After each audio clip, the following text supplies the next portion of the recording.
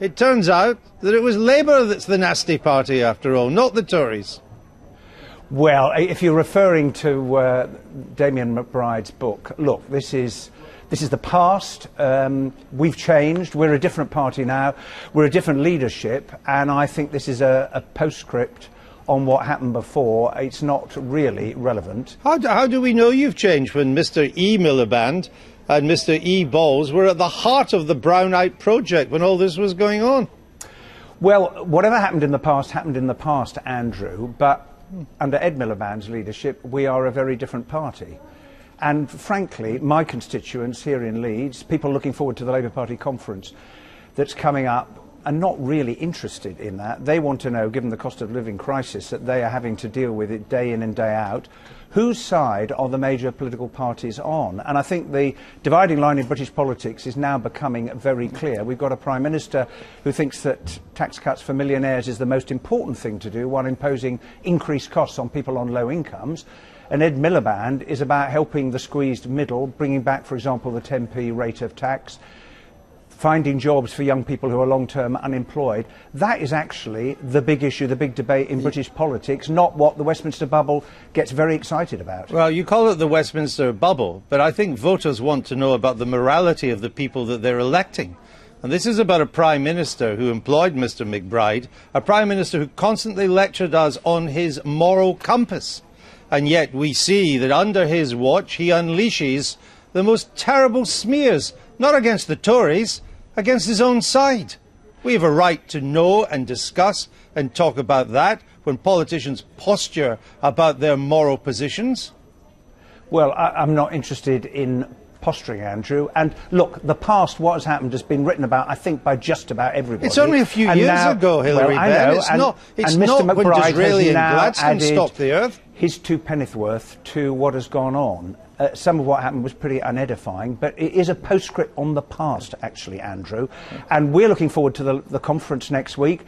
And honestly, the concerns of the British people are not what you're getting excited about. It is about what is happening in their lives now. The fact that for 38 of the 39 months that David Cameron has been the Prime Minister, wages haven't gone up as much as prices. People are finding it very, very tough out there. And what they're longing to hear is from political leaders who say this is how a future Labour government is going to help you, and that is what we're going to be focusing on in Brighton next week. Yeah, and I'll come on to a bit of that in a minute, but you keep on saying the party's changed, but we have no evidence for that. It's still the same gang who are running it, who were at the heart of this operation when Mr. McBride was spreading his poison. Indeed, we now know that Mr. E. Miliband was Gordon Brown's anointed successor. He's the one he wanted. So, again, why do we know that things have changed? How do we know that this sort of stuff, this kind of amoral approach to your own side, isn't still going on?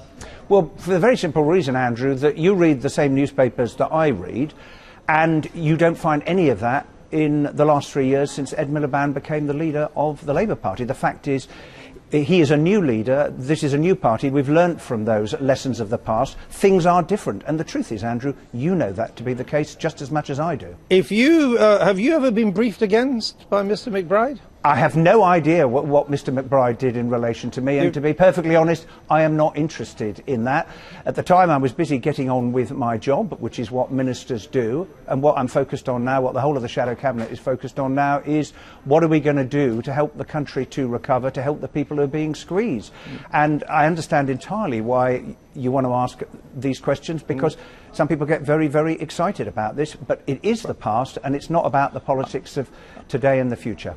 Excited, I would suggest, is the wrong word. Depressed and dismayed that this could be happening at the heart of our politics among people who we are paying to run the country. Our tax dollars go to pay these people's salaries, and instead of trying to make this a better country, they use that money to rubbish their own side. I think that's the issue I think that people would quite like to raise. But let me come on, just finally on this, before I come on to your conference next week. Are we seriously expected to believe that neither Mr. Brown, nor Mr. Miliband, nor Mr. Bowles knew that any of this was going on their behalf? Are we seriously to believe that? Look, as I understand it, that's what Damian McBride says. But look, Damian McBride in the end lost his job, and rightly so, given what was revealed. But that was a long time ago. Yeah, he only lost it because he was rumbled, Hilary Benn. You know that. You could have carried on.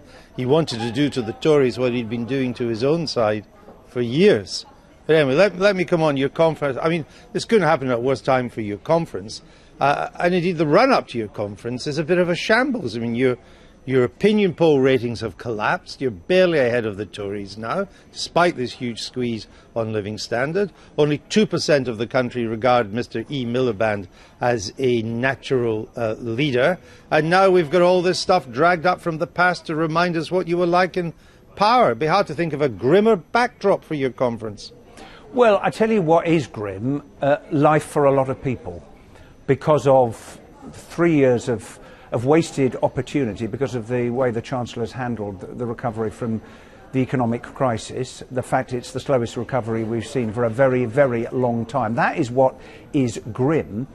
And people are going to be asking themselves the question, insofar as they follow the detailed ins and outs of party conferences, but they'll be saying to themselves, which party leader, which government that we elect in 2015 is going to be on our side? That is the fundamental choice in British politics. And the Prime Minister, the coalition, has showed itself to be on the side of the few. And honestly, Andrew, you couldn't ask for a better example of that than the decision to cut taxes for millionaires and those who are most well off. Now, that tells you everything that you need to know. They're paying more tax than the 13 years when you were in power. 13 years in power, you taxed them at the top rate of 40%. They're now paying 45%, more than when you were in government. Well, that's not actually correct, because, you know, we introduced the 50p tax rate when we were in government. In the final 3 weeks of your government is ridiculous. It's not ridiculous, Andrew. In the final 3 weeks. It's a fact. And the reason we did that was because, given the state of the economy, if you really do believe that those with the broadest shoulders should bear the biggest burden, which is what the Prime Minister claims, well, we believe that. That's why we introduced the 50p tax rate.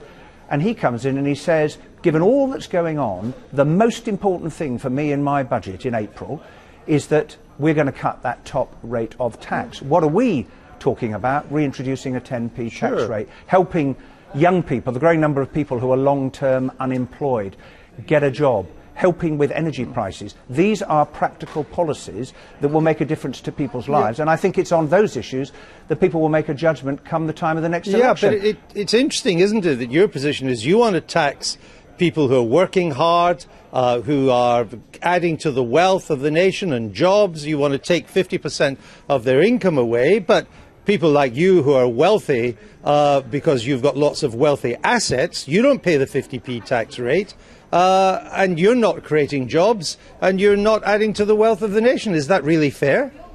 Well, I'm not entirely sure what your point is there, Andrew. The fact is, we felt when we were in government that a 50p tax rate was a fair thing to do, and we opposed the decision that the government took to cut that tax rate, which they did in April, at a time when lots and lots of other people working very hard, contributing to the economy, doing all sorts of jobs, are themselves being squeezed. And I think that is a sign of the government's values. And the fact that we say we would do things differently and have a 10p starting rate of tax again is a very, very clear difference between the two parties. Okay, final question to you, Hilary Benn. The recovery is barely underway, and as you say, lots of people have yet to feel it. Yet already the Tories are neck and neck with you in the polls. What happens when, as the OECD is predicting, this economy is heading for 3% growth? What happens to your poll ratings then? Well, in the end, Andrew, the people will decide, and the poll that matters, of course, is the next general election. It was always going to be. I've never heard that phrase before. It was always going to be a tough fight. We're in a battle. Of course we are. And the thing to do is what Ed Miliband is doing, which is to set out what it is that we believe in, what a Labour government would do. And we, the party, is really concerned about the squeeze on people's living standards. And the question is, how is the recovery going to be shared out? Are we really going to learn the lessons from what happened over the last 20, 30 years? And Ed Miliband has showed that he is the leader who understands that. And you'll see that very clearly in what he's got to say next week and in the debates that we shall have at conference, which I, as I'm sure you are, greatly looking forward to. Oh, I think of nothing else. It's keeping me awake at night with excitement. Well, get some rest. I'll try to. Hilary Benn, thank you for joining us Thank from you. Leeds today.